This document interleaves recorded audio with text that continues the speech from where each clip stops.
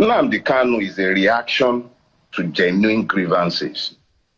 Ndị Igbo, since the end of the Civil War, has proven to be the testing ground for all the madness that afflicts Nigeria. What was once restricted strictly for the Igbos have now been democratized for everybody. The Nigerian citizen is essentially a Biafran. The question to ask is this: why? The corruption in Nigeria is humongous. It is phenomenal. And it is these corrupt people that are selling themselves as saints to us, and we are killing ourselves to support one person or the other. None of them is worth supporting. Nobody out there. Secretary Waltz, thank you for your leadership on Nigeria. You are one of the few people I know who was deployed there to try to help protect those who are being slaughtered, including the Christians. Yes, Muslims get killed too, if they speak out. Christians get targeted because of the infidels, and the radical Islamic belief is you deserve to die. If I tell you that there is an audio circulating that Donald Trump resonated well, commended President Bola Ahmed Tinubu, said he's the best president Nigeria has experienced so far, you would agree that it was Dr. You know very well. Barrister. Even his son, Sheyi, would doubt it. No, but Barrister, how are you saying? What are you saying? Hold on. Just because you heard. All right, listening to Dele Farotimi, you are going to learn something today. You see, that's why I keep saying that it is not good where they are doing bad thing for you to support or to engage in doing that bad thing. What they were doing to Biafrans before have now, spread all over Nigerians, and Nigerians are the one suffering it even more than the Biafran people now. Well, listen to Dele Farotimi, you are going to gain something, and I'm coming back to continue. Nnamdi Kanu is a reaction to genuine grievances. Ndị Igbo, since the end of the Civil War, has proven to be the testing ground for all the madness that afflicts Nigeria.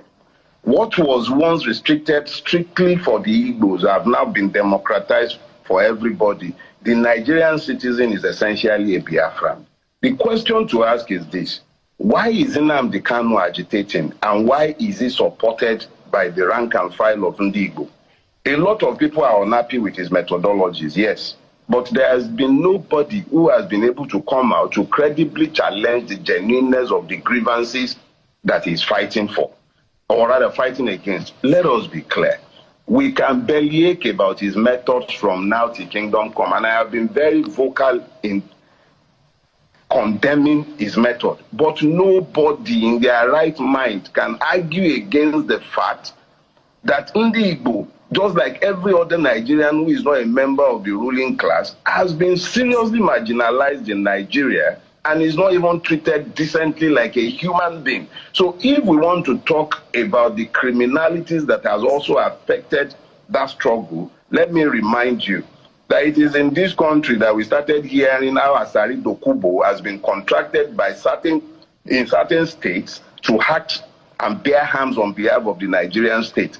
He said as much inside the council chamber of the Nigerian state in Aso Rock at the beginning of Tinubu's regime when he was there vibrating. We don't even know and cannot say for sure whether this madness can be traced directly to Nnamdi Kanu and his cohort. I am not his lawyer. I'll let his lawyer undo that. But the fact is this: there is no way to say with certainty that state-sponsored actors are not equally involved in the madness that has overtaken the Southeast. And if you are going to deal with that madness, you would have to go to the root. What is causing the grievances? What is at the root of the grievances? What is it that the Igbo man is complaining about? Why is it that this place has remained in turmoil? If it's just about Nnamdi Kanu, it will be over. You've had him locked up for like 3 years, and even before then, he was mostly on the run. So the point is, take away the grievances, and the agitations will dry up. As long as the headlights persist, the fingernail will remain blood-stained. That is a reality. Nnamdi Kanu might not be to your taste, but you should ask yourself, and I'm saying this to everybody who might have reason to have quarreled with him, as I have, why is his agitation resonating with his people? Because it is true. So if the Nigerian state is interested in dealing with the criminalities and everything, let it go first to the root of the problem, the inequitable treatment of Nigerians. It is just unfortunate that the Igbo man is the one we are speaking about, but there is nothing that ails him today that does not hail each and every Nigerian regardless of where they are. It is inequity that is at the root of everything. What he said, is it true or not? True or false? I believe what he's saying is the pure truth, more than 100% truth, because that man doesn't, mince word in saying the truth. He will say it the way it is, and that is what is the reality on ground. Today, everybody is suffering it. Yes, more people are coming out to say these things, even elderly ones, to condemn what is happening. In fact, this one I am going to show you, you will be surprised to hear such talk in this recent time, condemning all these politicians, that none of them are good. But except one person, P2B, no anti-graft agency has been able to pin him down. P2B is the only person. Well, let's watch this, discussion, what this man is saying. The corruption in Nigeria is humongous. It is phenomenal. And it is these corrupt people that are selling themselves as saints to us, and we are killing ourselves to support one person or the other. None of them is worth supporting. Nobody out there, I say as an old man, political scientist, that nobody out there deserves to be president of this country. Because they are all tainted people. How can Atiku be complaining about somebody spending 800 million? What does that got to do? Did Atiku not spend like that when he was vice president? Did he not support political parties? Did he not spend public money? Is he not a publicly made person? Who of the former presidents since this republic can come out and say, I'm a saint? We have in Nigeria today a minister who was riding a Rolls Royce with escorts and said his father was rich. You have all kinds of people in our National Assembly, either 419 or facing FCC cases, and are sitting down there holding important positions. That is the country we have. A country of aberration and absurdity. If you go to South Africa, tell me one country in which you find leaders that all made their money from politics, prime minister, president. Find it. We are not talking of Africa, which is the jungle of political relationship, where anything goes, where you have an 81-year-old man, this one is for a 7th term in Uganda. Then we are talking of Nigeria, the largest country in Africa that should be a model.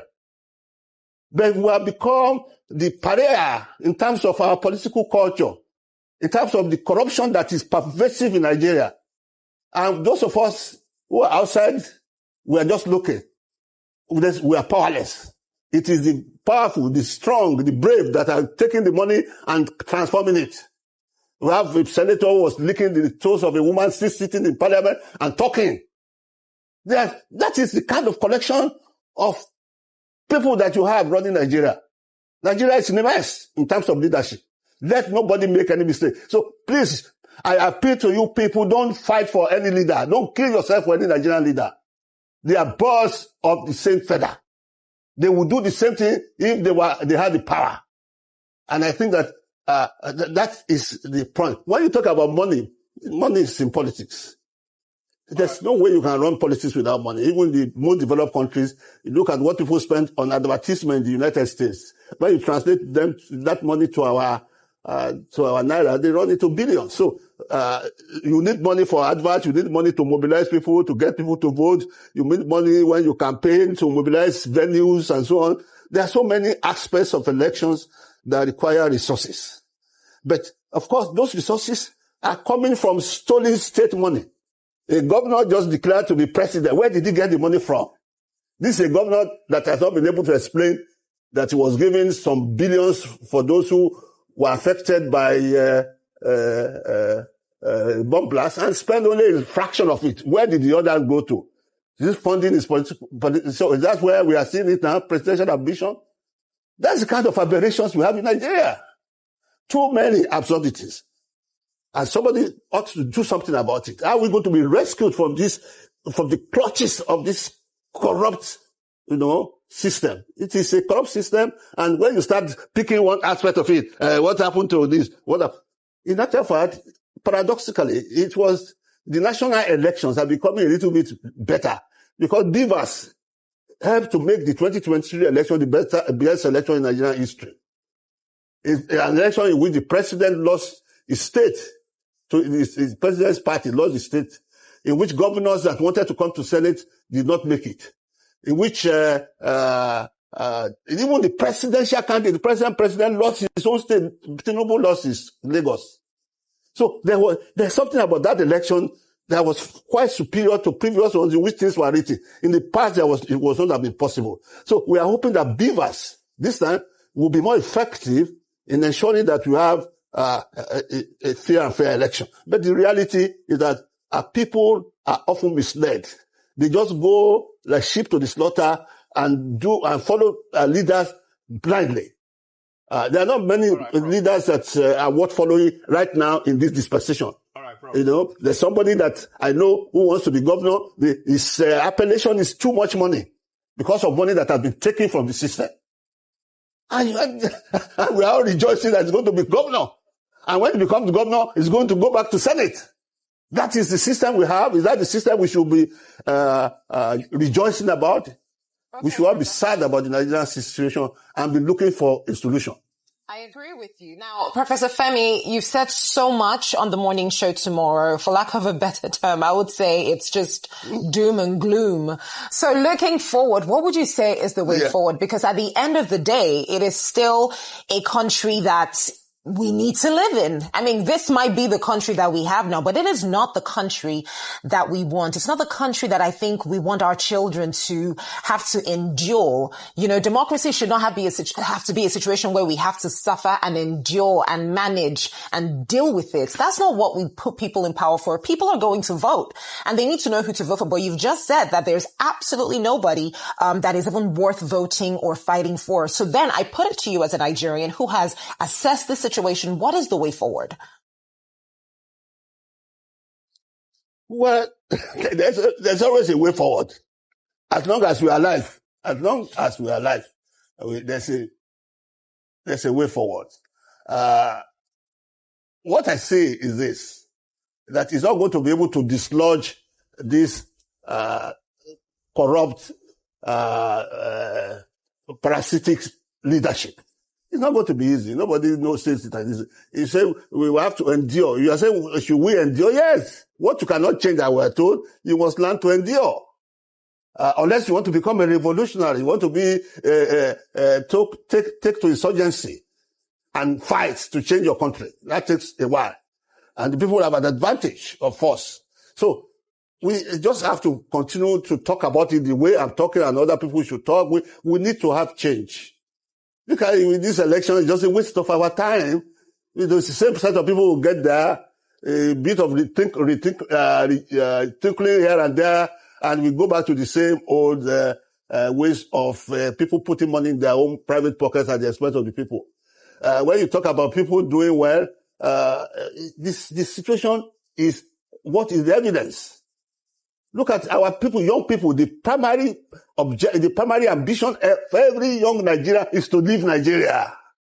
That is the country we have created. I went to do a PhD abroad. My primary aspiration was to come back to Nigeria. And those were the aspiration of the people of my father, the aspiration of the people before me, and the aspiration of people of my generation. It was to come back to Nigeria. The aspiration today is for young people to leave. My own last son is in the UK. They're all slaving away and serving the white and doing the jobs that white people will not do. That's because we have a leadership that takes everything for itself and fails to provide for the young people of this country. All right, Prof. And somebody is getting excited that somebody will, for you to, the way forward, if you want a theoretical aspect, I'm not recommending it. It's a revolution. All right, Prof. It's displacement.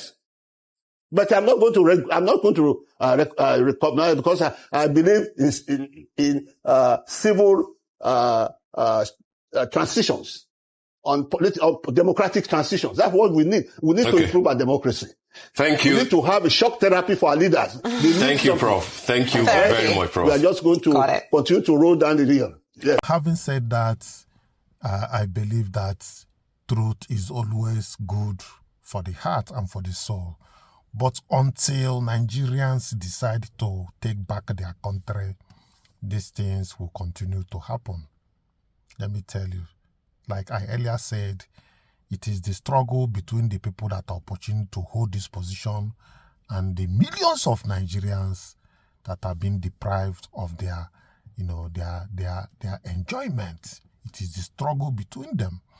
And these people, you don't expect them to throw away or throw in the towel. They must continue to struggle while these people continue to struggle. One day, one of the group will have their way. Yes, I said we are prepared today to show you guys many things that are happening in Nigeria today. And to also let us know that the US is not resting. Yes, many of us have lost interest when it comes to US activities concerning genocide in Nigeria. So, but some things are still going on in the background, and we may not rule that entirely off. Never cancel the day until the sun, goes down completely. Yes, there is still hope from international body, but people are not hoping on that again. Well, let's hear what the congressmen are saying concerning the genocide in Nigeria and the Islamization agenda. Secretary Waltz, thank you for your leadership on Nigeria. You are one of the few people I know who was deployed there to try to help protect those who are being slaughtered, including the Christians. Yes, Muslims get killed too, if they speak out. Christians get targeted because of the infidels, and the radical Islamic belief is you deserve to die. And whether it be Boko Haram, ISIS West Africa, or the Fulani, we need to do more, and you have taken the lead on that, and you might want to speak to that if you would, because I think Nigeria is one of those cases where if the government gets serious, and I mean really serious, they can come off the CPC designation, but do so by murdering it. I yield. Well, thank you, Representative Smith, and thank you for your long history of taking these issues on and actually getting out there on the ground to see them firsthand rather than opining from D.C. And I will say, I have to give credit where credit's due. Secretary Guterres has taken on the issue in a meaningful way of not just peacekeepers, but it's often local vendors being paid by the UN who are conducting this type of abuse. On Nigeria, yes, we are taking the persecution of Christians very seriously. I have to say, I did not have Nicki Minaj on my dance card, but to have her with her global following at the UN to put a spotlight on this issue was a real honor. And I think it's one of the things the UN can do well in terms of having that global platform and having the entire world right there in New York. And we've seen the Nigerian government move as a response to the president's attention, our attention, her attention, and others on the issue. They're cooperating with us more than they were on counterterrorism. They're cooperating in terms of their security force capacity. They still have some work to do, frankly, in terms of the Sharia law that is in place in many of these local provinces. And make no mistake, churches are being burned, pastors are being executed, people are being arrested literally for just wearing a cross around their neck. And the Christian religion is the most persecuted religion in the world right now, and this administration and I, as its representative at the UN, are taking it incredibly seriously in every action that we can. The most essential duty of the state, the first responsibility, frankly, of any government of any kind, is the protection of its people. It's the protection of its country. This is a sacred obligation that should transcend all political and all ideological divisions. It is why, for example, we have militaries. It's why we have intelligence agencies. It's why counterterrorism bureaus exist, why police forces exist. Keeping our people safe is the reason why every country represented here has all of these things. We are all very well acquainted, as of now, of course by now, with what has been described as traditional terrorist threats. For 25 years, the term counterterrorism, at least in the West, has meant first and foremost the fight against radical Islamist extremism. And there's a very poignant reason for that. On the 11th of September, in the year of 2001, 19 men murdered 3,000 people here in my country. Then that same enemy struck Europe, murdering nearly 200 commuters aboard trains in Madrid in 2004 and 52 more aboard London buses and the underground in the following year. The entire architecture of Western counterterrorism was rebuilt from the studs around the singular traumatic event. That made sense at the time. Our job was to keep our people safe, and the realm of terrorism, the specter of global jihad, was the premier threat to their safety. And so we went to work, and we assembled a global coalition, working with many of the friends that are represented here in this room today, and we destroyed the ISIS caliphate, we killed al-Baghdadi and al-Zawahiri and bin Laden, and we built intelligence and law enforcement systems capable of anticipating and stopping attacks before the public even hears about them. Every country represented here today has disrupted a terrorist threat at some point emanating from this source. Jihadist attacks and plots in the United States are down by 2/3 since ISIS's peak. The number of people killed by jihadist terrorism in Europe dropped by roughly 97% from the year 2015 to the year 2024. In other words, to a very great extent, our counterterrorism strategy has worked. The threat has not disappeared, of course. It will continue to exist, particularly so long as we tolerate immigration systems that imports these threats directly into our respective homelands. But this threat has been severely diminished. The world looks very different today because of it. Yes, having watched that, I beg you to stay with me because I'm going to update you on the recent happenings in Nigeria at whole. Well, let's have a look at this. Hold on. Why do you don't talk like this? Okay, I should celebrate what is bad, Abi, so that I'll be a good boy. You that celebrated them, where are you now? My take here. Whenever you want to talk, you don't talk anyhow. Did the Tinubu believe in Jonathan? Did the Tinubu believe in PDP? Was there any time they believe in PDP? What all PDP did for us? So, did they ever believe in them? Tell me. Barrister Darlington, very quickly, Kenneth Okonkwo is saying that this administration, as the APC as a party, came on board through propaganda. Very quickly, is that true? For the first time, Kenneth Okonkwo has spoken the truth. In fact, unadulterated the truth. Even APC knows. He knows. John Fayemi, the former governor of Ekiti State, said it, that yes, that all those things they did that time was all politics. It was all politics. He said it himself. So when something is very obvious and very clear, it is only a fool who will be arguing and doubting it. It is very obvious. That's just the truth. They came in with the propaganda, and Nigerians, in their gullibility, they bought it. Well, as we're hearing now, we're hearing that GT Ogunye, the lawyer representing Baja, that he appeared before. Yes, he said he cannot ICPC. resign. No, hold on. He appeared for the ICPC, and obviously over the ongoing investigation, critics have called him out, and he cooperated. So, according to Ogunye, Baja arrived at the Commission's office at 3 p.m. today, this afternoon. He responded to questions from investigators before resuming to his official duties. So GT Ogunye said his client gave his testimony, responded to questions accordingly, returned to his duty post. And we know that Adeyemi is now also under the former unit called SARS, police on that were responsible for that unit. They're investigating him. But Barrister, in regards to this though, some Nigerians are saying that regardless of the fact that Baja ascended, it's not about that. They just want him to step aside so that there'll be a sense of objectivity in conducting the investigation. The supporters have said he doesn't necessarily have to resign for this investigation to proceed. While the investigation is ongoing, if they find anything against him, then obviously they can ask for his resignation. While that is ongoing, Barrister, the president has given them 30 days to see what they can find out about that case, although some Nigerians are not confident with whatever objective investigation will be carried out by the ICPC. But let's see, we'll ask questions where questions need to be asked. So Barrister, I'm coming to your sector as a lawyer. I don't know, were you part of the electioneering process for the NBA? Me? Yes. I am not involved in NBC politics. Not NBC, NBA. I am not even one of them also. NBA, sir, not NBC. Okay, NBA. Yes. Obviously, NBA. there's a controversy over the national election of the Nigerian Bar Association. It took a new twist as a group of lawyers asked the Abuja Federal High Court to stop the swearing in of the president-elect Oyinkansola Badejo Okunsoya and other newly elected national officers.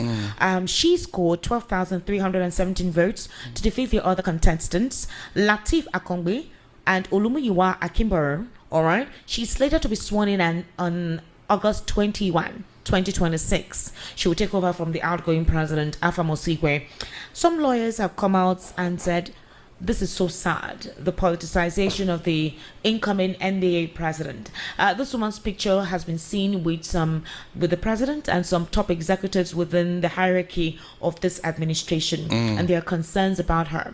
She's not the only person. I think one of the male guy too, they said they wanted to use the courts to supposedly superimpose him, and there are concerns that whoever emerges now will be a tool that will be used to conduct and control the NBA. That's why I asked you because there were talks about how the NBA conducted their elections. They do it electronically from the comfort of their homes. Nobody has to come out and queue somewhere or anything. But there were talks about compromise, talks about politicking, and some form of whatever. What would you say to this? For the first time in a very long time, there are questions as to how the elections of the NBA were conducted. And they are blaming the APC for corroding every system, even the ones that has a semblance of sanity, that the APC has corroded it.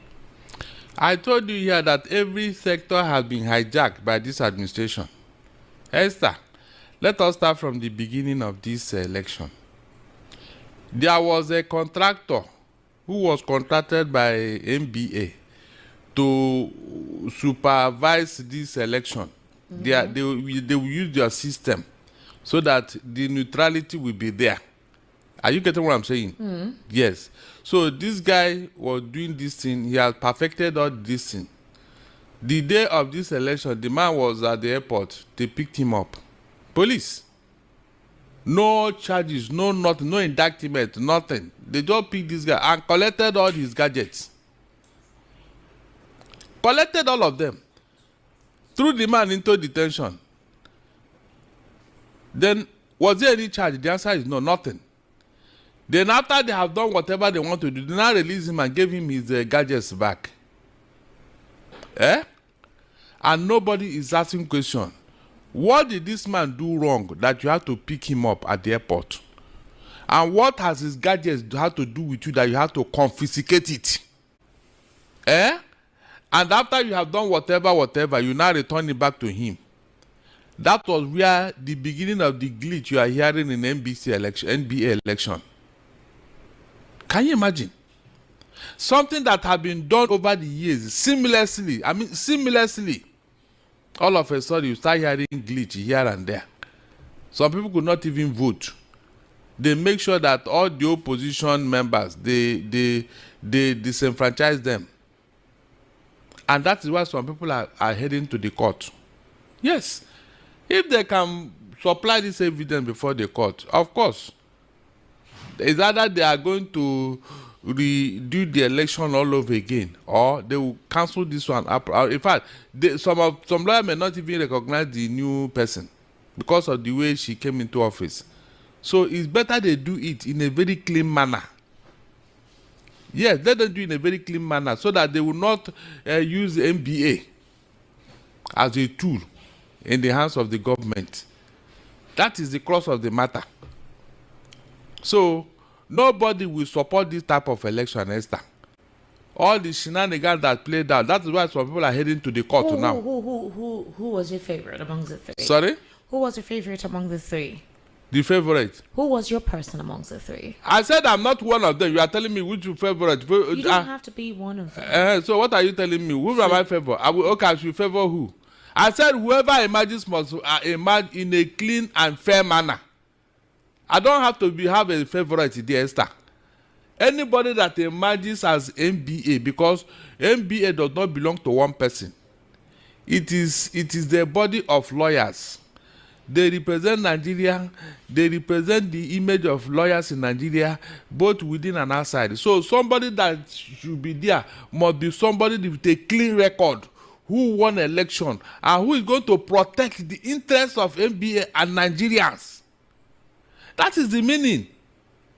So if you now elect somebody who is kowtowing to the executive and all that, have you elected somebody? Yes, have you elected somebody? That is why some people say, no, we are not going to take this. Yes, there are so many reasons why they are going to court, and the facts are there. Thank God, they are lawyers. They know how to present their case. But from what we are seeing and hearing, something is wrong somewhere.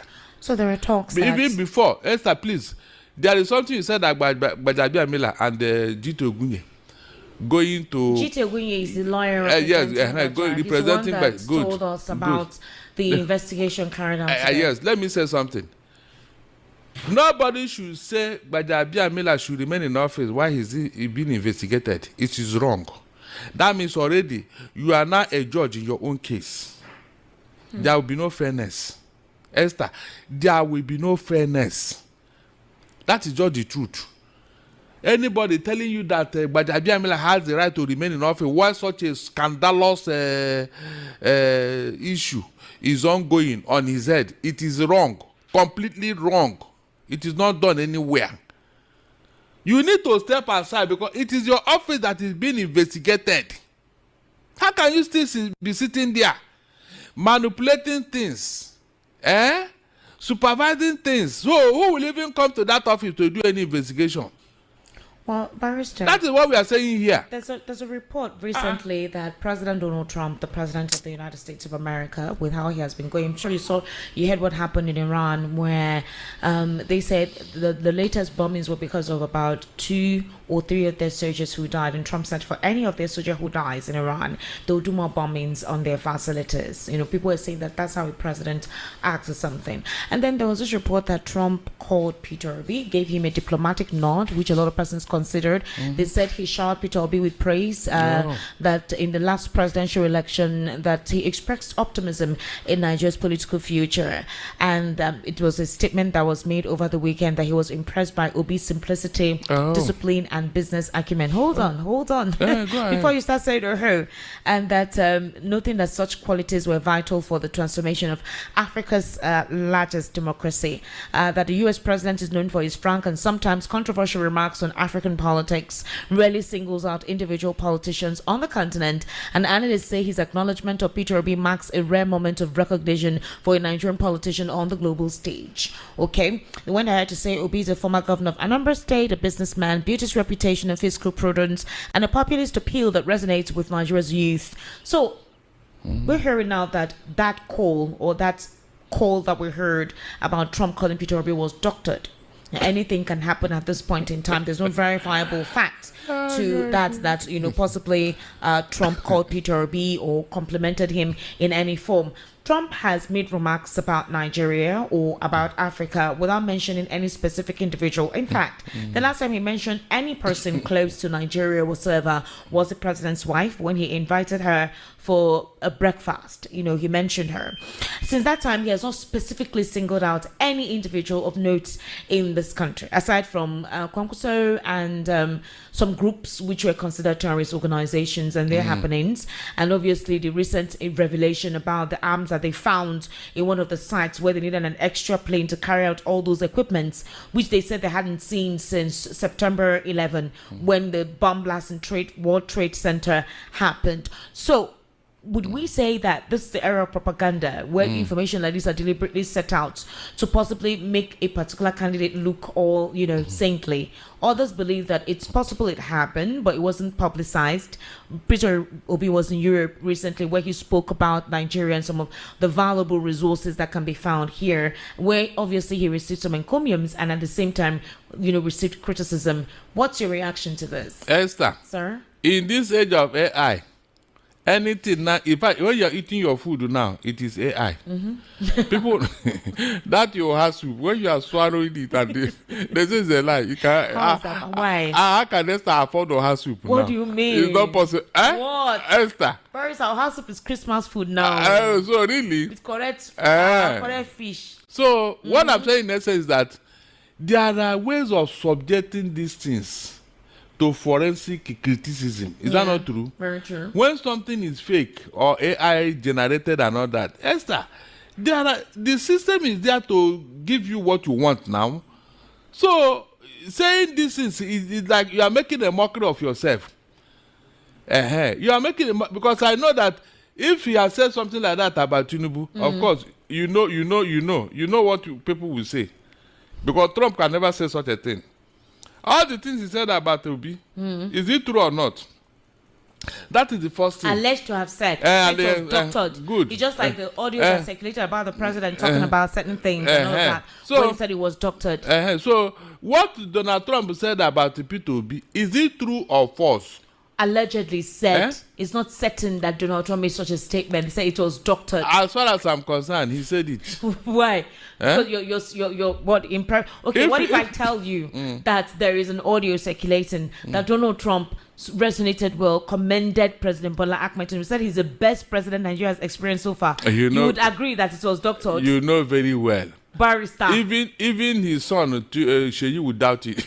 No, but Barrister, how are you saying? What are you saying? Hold on. Just because you heard that your preferred candidate was supposedly called by Trump, you believe that it's true and that the AI doctor report is false. But if such is actually referred to the president, you believe that it is actually AI and you believe that it was actually doctored. If somebody tell me that this sensor that I see every other day is a man, and you want me to believe it, Barrister, is that not where the doubt will start? Okay. If Donald Trump should start praising Tinubu now, on what ground? What do you mean on what ground?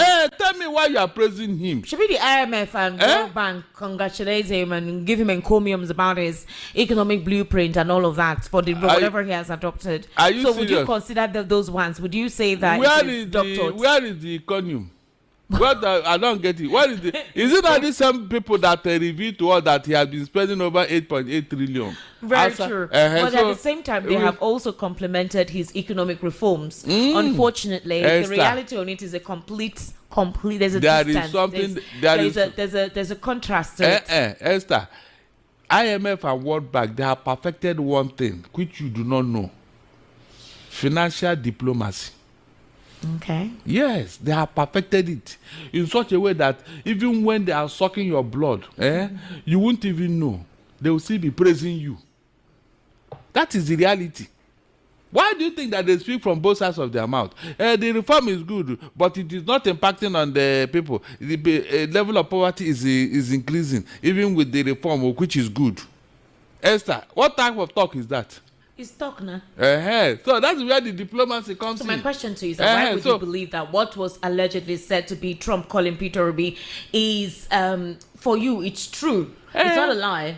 It is not a lie. It's being said that it's doctored. But I said if the same thing was given to Tinubu, you would believe that it is because I know it cannot be true. It cannot be true. It can but you're never. very certain that the one for Peter Obi is true. Of course. Because are you not being biased? Hold on, please. Hold on. Esther, what is that thing, that particular Trump card that Peter Obi is holding today? Is it his money? Is it his bravado? Is it his rough character? Is it his, deceit and all that? What is that thing that is holding Peter Obi where he is today? What is that thing? Can you tell me? That particular thing that people all over the world know Peter Obi for today. Is it not his integrity and character? What he did in Anambra State when he was governor? Is that not? Any other thing, Esther? No, I mean, I don't know how people reason, but before you can earn my respect, Esther, I must justify it. Peter Obi may not be a saint, but Esther, if all the governors in Nigeria can meet Peter Obi halfway, Nigeria will be paradise. Esther, Nigeria will be paradise. Under the watch of Peter Obi, 210 trillion naira cannot disappear in this country. I can bet my life it can never happen. Peter Obi will manage our funds. Peter Obi will manage the resources of Nigeria and turn this country into what? New York or London. That is a fact. What do you build with? Is it not money? What do you develop a country with? Is it not money? True. If you have squandered all the money and you are borrowing all over the place, why can you grow with it? How can you make progress? This man did something in Anambra He was not even thinking of presidential ambition as at that time. I hope you know. He was just doing his thing without, thinking of anything. And he performed so well. This is a man who saw money and left it behind. How many of them have given any stewardship account? All these other people. Esther, since you knew Lagos State since 1999 till today, have they opened the books of Lagos State? How come one man has become the richest governor in Lagos State? How come? Esther, how come? There's a whole documentary on that. I think Jude Bella recently did a documentary on that. So please. And then even Mr. Dele Momodu recently with Rufai Osini did a podcast where he revealed a lot about it. So what are you people now telling me? And Dele Momodu believed that the President Bola Ahmed Tinubu got this presidency on a platter of gold. Do you think that's true? The other thing that happened, he believes that to be a president in this country is very difficult. Atiku has tried on several counts, it hasn't worked. Other people have really tried, it didn't work. Somehow even Buhari tried a lot to get it, but that Tinubu once and it happened, and that because Tinubu did not work hard for it, that's why he's behaving the way he's behaving. No, it's a lie. He worked hard for it. It's just that his working hard is not physical. It's wow. It's not physical. Esther. It's how? Quote me. It is not physical. Explain now. The Bible says we are not fighting against flesh and blood, but against principalities and powers and rulers of darkness. So you're saying ask yourself, why is MC Oluomo more important to Tinubu than ministers? That he will cover him. No, tell me, I want to know. Why is it more important to him that he will now stop him from obeying court order? No, tell me now, I want to know. They say, tell me your friends, I'll tell you whom you are. No, I'm not joking here. Because some of this is, we may not see it physically, but if you have the spirit of discernment, when you add 2 and 2 together, it will give you the answer you are looking for. Why is MC Oluomo so important to Tinubu that he had to shield him from court judgment? Can you tell me? You can see now. Have you not found the answer? Oh. So he worked hard in some places, and that is where his forte or his power, or this confidence, that's where the confidence is coming from.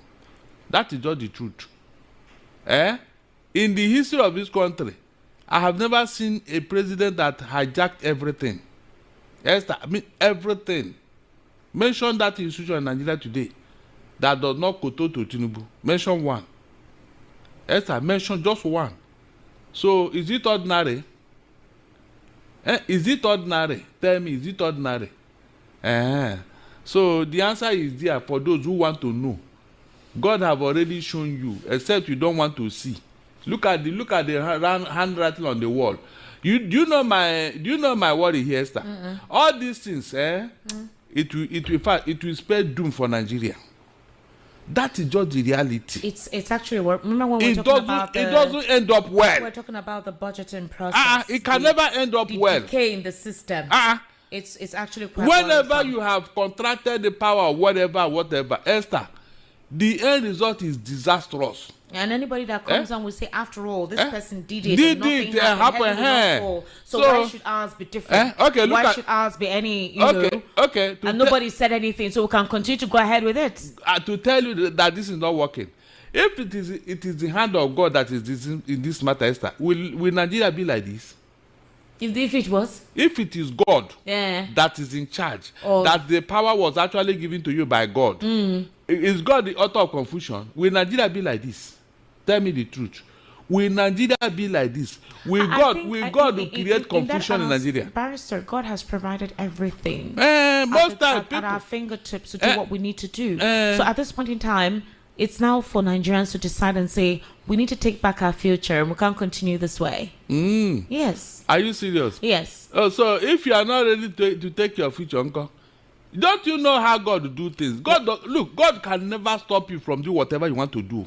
That's what God, so it's whatever. I said that everything required is at our disposal. Every day we keep hearing of mineral resources being found in one place or the other. Is the greed of man, the insatiable greed of man, that is what has put us in this conundrum. So the big question is for those who believe that there should be a level of sanity in every sector. If not for anything, Nigeria does not belong to a few people, but belongs to all of us. How do we ensure that we cleanse the system? Because whether we like it or not, barrister, it's not only one head that can work and fight out all of this rottenness, this cesspool of corruption we found ourselves. It's not just one person.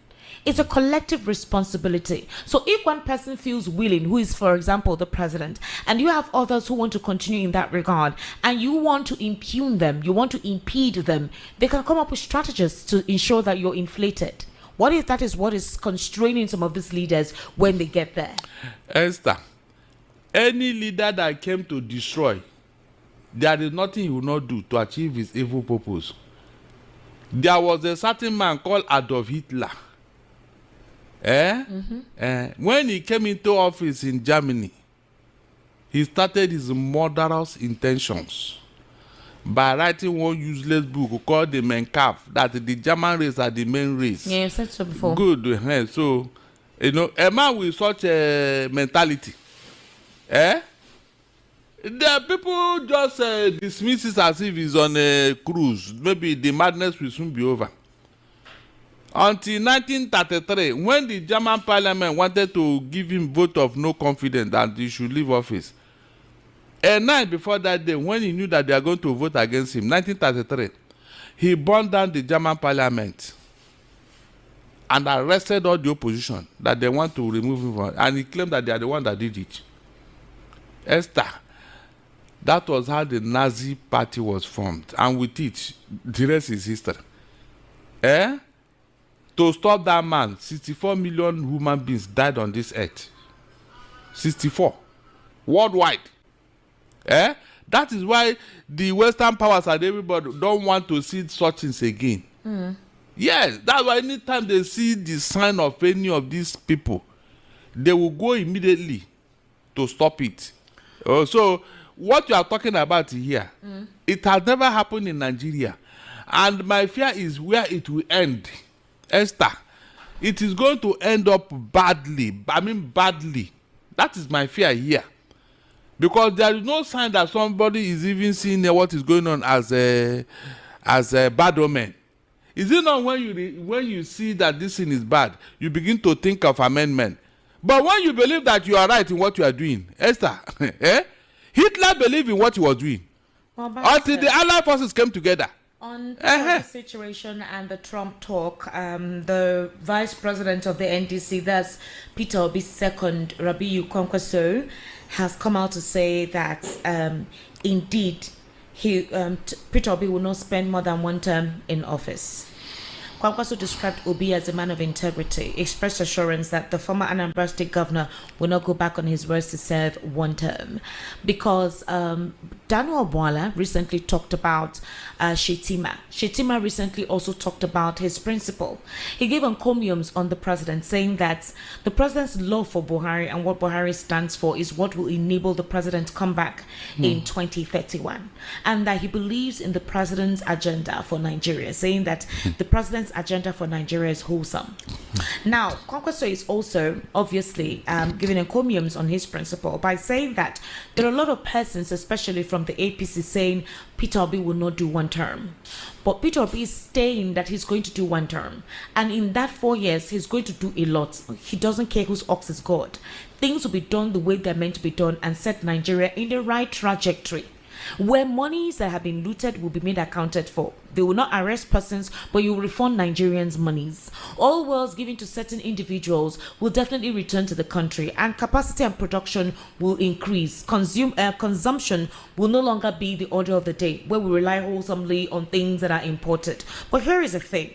He spoke on a television program just this evening where he said that there is a signed agreement between him and Peter Obi, and also a similar one with the party's one-term presidency. Now, there are talks that the NDC is complacent, Sireka Dixon's leadership is complacent, that they're not looking towards winning the 2027 elections. They're not aggressive with it, that they're looking ahead of 2031. That's what a lot of persons believe is going on in the NDC.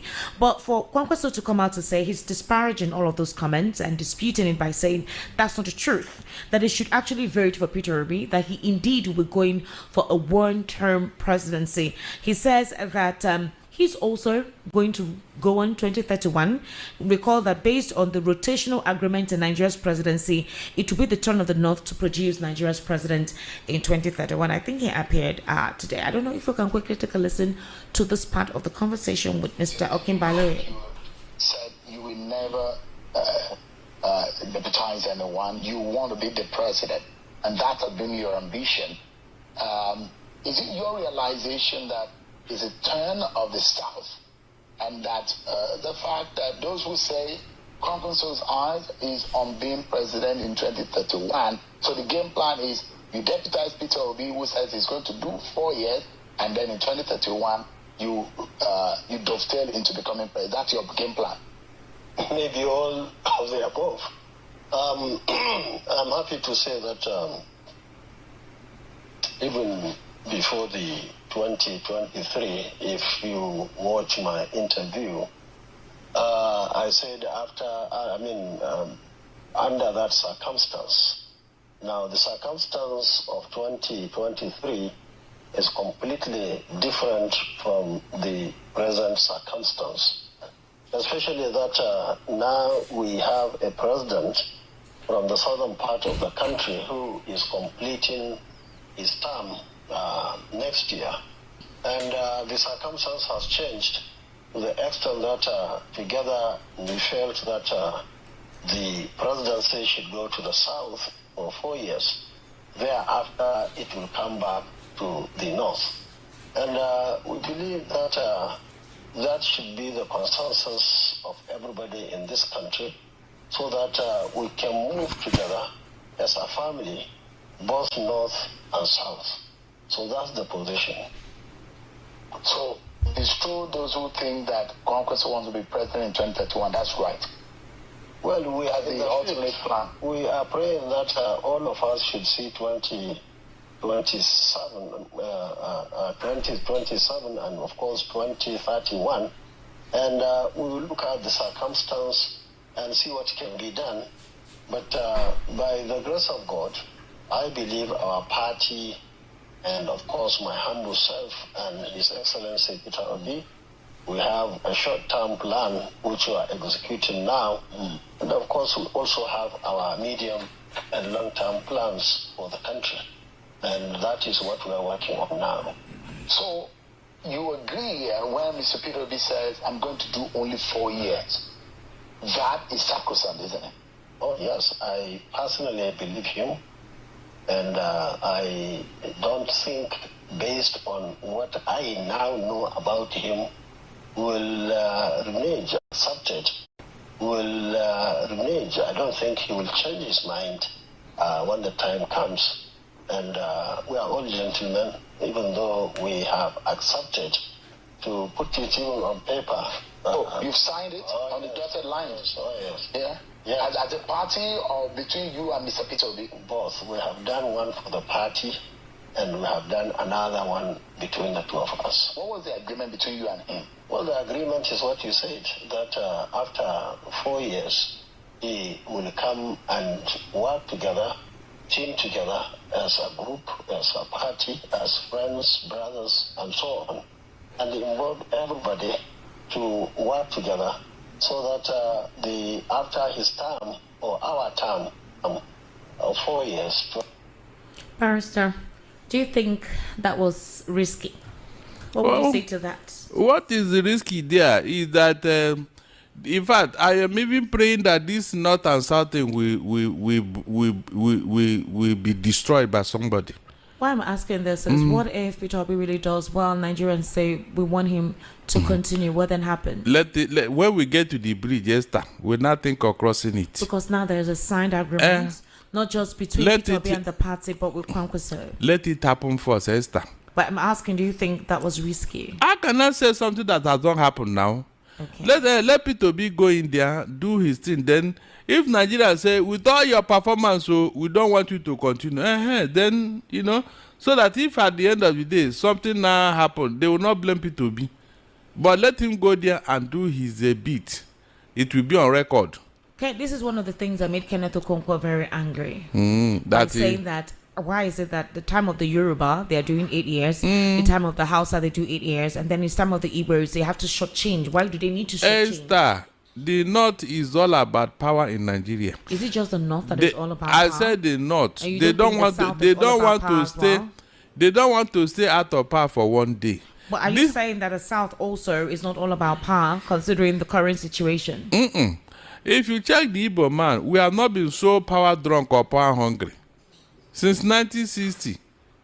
Have you heard or seen an Igbo man who is the president of this country? When I say South, not necessarily Igbo. The South, which other South? You have the Southeast, you have the Southwest, and you have the South-South. Esther, we are not too power. In the South-South, we are not. Look at the leadership of Godswill Akpabio, from NDDC governor up till now. Let me say Mr. something. David Umahi, Chukwuma Soludo, and a host of others. Esther, let us. Rotimi Amechi, who served as governor, came back as minister, now campaigned to be president and going for vice president. So when you say the North is always power hungry, is the South not also power hungry?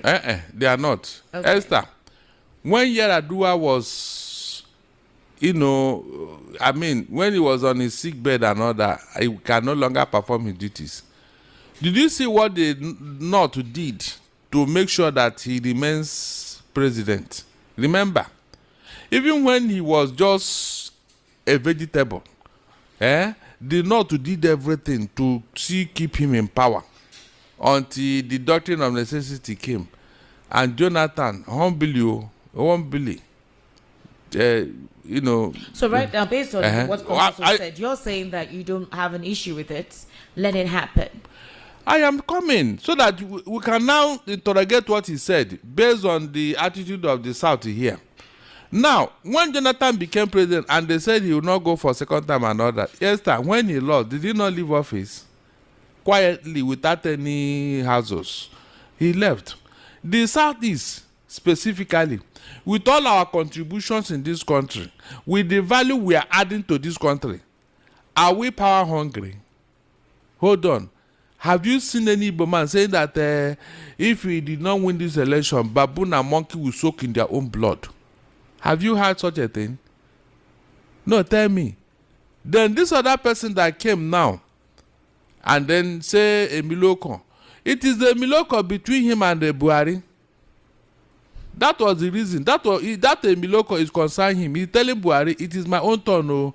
Apparently, he's telling Buhari, based on our agreement, that when you finish, I will help you to become president. After that, it will be my turn. Because he deliberately went to Asorok and told Buhari, it is my turn. I mean, he was not missing words. He told Buhari that he must become the president without missing words. And so that is between him and him. You cannot say the entire South. If we are not level-headed with power, Esther, this country would have gone out in flames. Go and check. If we are not level-headed about power, there would have been problem in this country before now. So please, cut a flag for the Southerners, especially the Igbo man. We don't want to kill anybody because we want to get into power. For what? Okay, when Obi lost with all the things they did he not surrender after the Supreme Court ruling? But I know those who will burn this country down because they are not in power. Ladies and gents, watching us on YouTube, we're going to have to put the phone on the mic. Like I said, we have moved to a different location, so we're still working on a lot of things in the studio. Somebody's asking if Esther, did you guys upgrade your studio or what? We moved, so we're doing a lot of changes already and we're still on it, so don't worry, that is ongoing. But the important thing is for us to have these conversations. Good evening, Esther, and I appreciate VOP for this educational program. My name is Dele, calling from Ikorodu. I am a vivid follower of Barrister Darlington, but I've observed that his analysis on issues around Buhari, Tinubu, and APC tends to be emotional and one-sided. Beyond being an Igbo and Peter Obi apologist, his criticism seems driven by politics and ethnicity, not facts. He spent 8 years to criticize Buhari, and I hope he will not spend another 8 years criticizing Tinubu. Anything bad for Tinubu APC is good for him, while anything from them is a bad omen for him. Thank you, Esther, and have a good night. Bye. What is Esther? Do I need to respond to this type of talk? Why not point out those good things Tinubu did that I did not recognize? Esther, is that not the way to go? Hold on. Why do you just talk like this? Okay, I should celebrate what is bad, Abby, so that I'll be a good boy. You that celebrated them, where are you now? No, tell me. Is it not this evil support that kept us where we are now? Mention those things that Tinubu have done very well that I did not recognize. Mention it. That is my take here. Whenever you want to talk, you don't talk anyhow. Did the Tinubu believe in Jonathan? Did the Tinubu believe in PDP? Was there any time they believe in PDP? What all PDP did for us? So, did they ever believe in them? Tell me. Please, let them return us back to PDP since they don't know what to do. I don't care who is talking, except you don't have facts. Yes, viewers, I thank you for coming along with me. Please, if you have not subscribed to YangaLife channel, click on the subscription button, notification bell, like our videos, and don't forget to share it. Share it, let others watch. Drop your comment if you have any. If you don't have, no issues. Well, I am still Chinedu till I come your way next time.